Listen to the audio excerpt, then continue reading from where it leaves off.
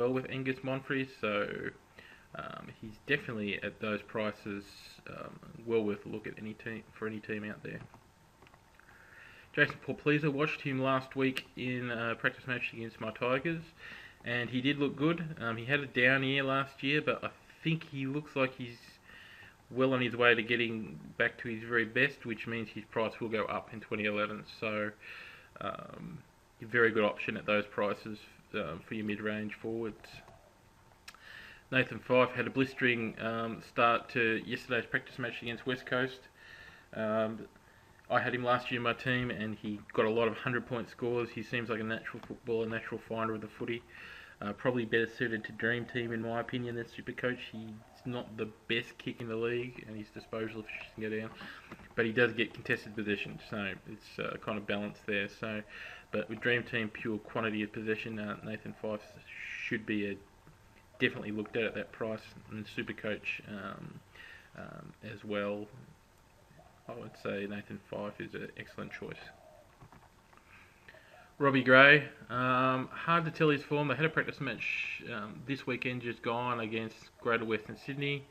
Played very well, but then again, it seems like everyone plays well against Greater Western Sydney. They're virtually under 18s team, so excellent, highly skilled player with lots of ability and can get big scores off half forward running through the midfield, but just an injury-riddled youngster at the moment, so he's probably in my Daniel Kerr file just for highly talented, high Dream Team scoring players that are perpetually injured. Robert Nahas, I put him in here before last weekend's game. The first two games in the NAB Challenge Series for the Tigers, he got very high scores. Then last week against the Crows, he looked absolutely horrible and chopped the ball up all over the place. Still might be worth a Dream Teamer, but I wouldn't go near him in Supercoach. But Dream Team, possibly think about it. But yeah, it looks like another in and out year for Robert Nahas. Liam Jara could be a big improver in Melbourne's forward line. They'll need a target up there. Should get plenty of the ball funneled through him. Pre-season looks to be going along quite nicely. Price will definitely go up in 2011, so consider him for both forms of the game.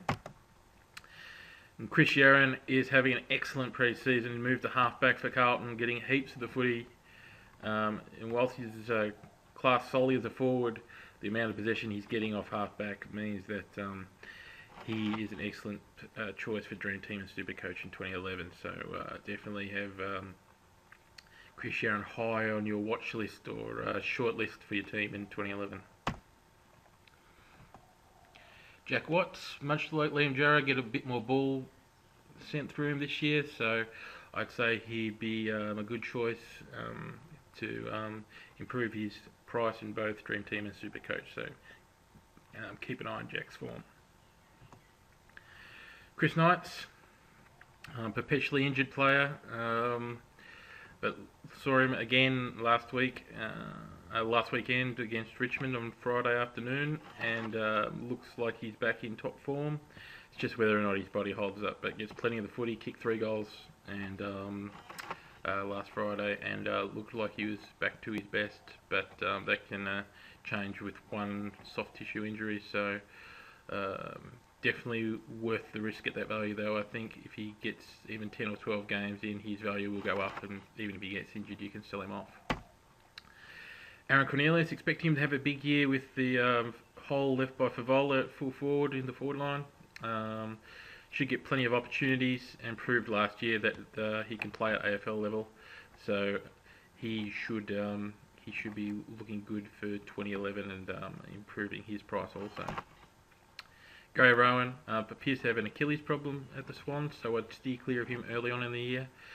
But when he comes back, he might come back possibly at a time that may suit sell a cash cow and go to Gary Rowan. But he looked good before his injury, so just keep him in mind, perhaps on a watch list. Bid Rangers Patrick Vespremi come to the Doggies. Had a pretty good pre-season, but he is good value, but I'm not sure how solid his position in the team is going to be. So just put him on your watch list. I think if you're happy with his stats throughout the pre-season, then put him in by any means. But probably not for me at this point in time. Ryan Gamble had an excellent first week in the NAB Cup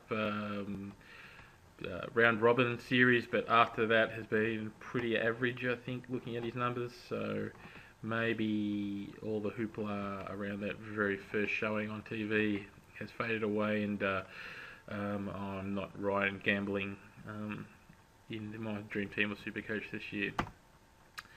Andrew Cracker, though, I will have a gamble on. He had an excellent grand final and looks like he's slotted into the Collingwood system very easily. Dual position player, and very cheap in Dream Team. Not quite so cheap in Supercoach, but his efficiency in Supercoach and his contested possession rate in Supercoach should mean his score will go up very rapidly, and the numbers that he's getting in Dream Team means ditto. His price will go up enormously. So, and he looks like he's going to slot straight into a premiership team. So, Andrew Cracker should be in almost anyone's team, I would say.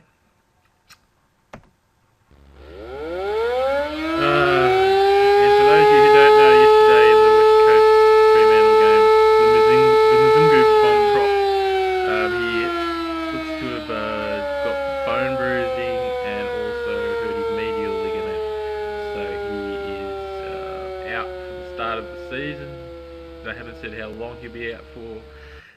Seems from what the initial injury reports were that it'll be 6 to 8 weeks, I'm guessing. If you look at most medial injuries, they probably take that long. So Tendai Mzungu, who was probably the cornerstone of most people's dual position strategies, is out. So there are a couple of options that you can swap him with. You could, if you had Cracker in your forward line, you can move him into your midfield.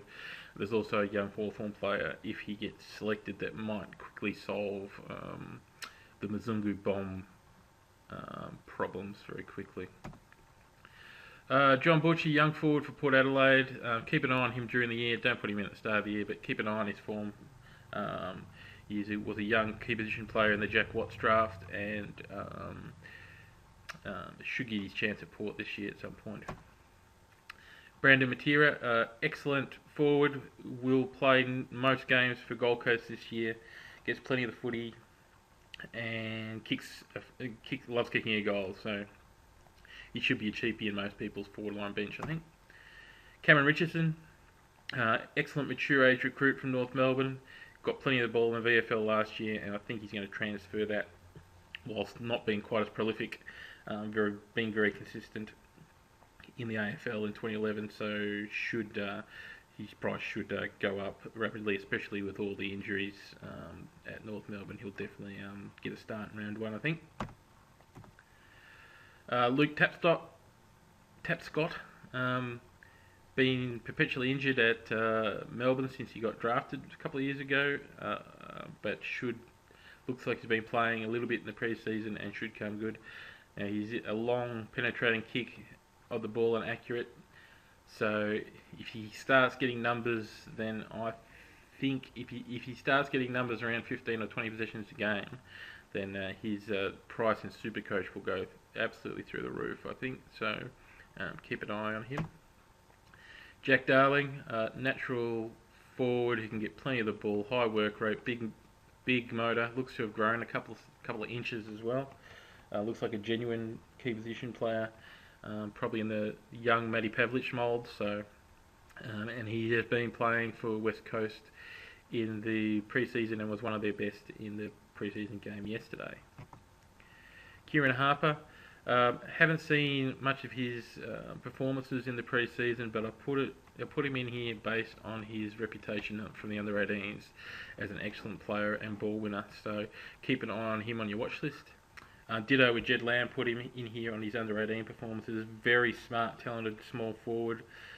Very clean with hands and foot. So keep an eye on him on your watch list as possible cash cow upgrade players later on. Now we've got Viv Michi from Fremantle. Played a lot of games and got some good scores early on in the pre-season. And come off half-time in yesterday's practice match, so keep an eye on him for round one. Could be an excellent cheap option for the bench and a very good point scorer. Jaden Pitt, much like Lamb and Harper here on his under-18 reputation, very clean skills, very skinny kid though, so I'm not sure how much of a go he'll get on early with Fremantle. Kind of might depend how their entire season goes. If their season doesn't go all that well, then I think Jaden Pitt might get some time later on in the year. Zephaniah Skinner had a exciting game a couple of weeks ago for the Doggies in a practice match. I'm not sure how much game time he'll actually get during the season, but he's definitely worth a watch list spot and see how he goes for the Doggies in 2011. And last but not least is Isaac Smith. He, being a forward midfielder role at that price, he could, if he starts getting selected for the Hawks early on this year, fix everyone's Mzungu problem as a dual position player, cheap midfielder who can get the footy. Probably doesn't get as much footy as Mzungu, but depending on how your dual position player strategy works, he could well be worth the look at. But he's definitely an outlet to fix that Mzungu injury woe. And that's it for all the forwards. We've got a new Supercoach League, a second one, where the Supercoach League number is 940837, and the Dreamteam League is still 910357, and see if you can beat my team there. Last in the pre-season AFL Dreamteam Supercoach episodes next week, and we'll be going through the ruck positions, looking at the injuries, and going through a final strategy recap, just to look at a few final strategies before you put in your final team. And that's it. Hope you enjoyed it, and we'll see you next time. See you guys.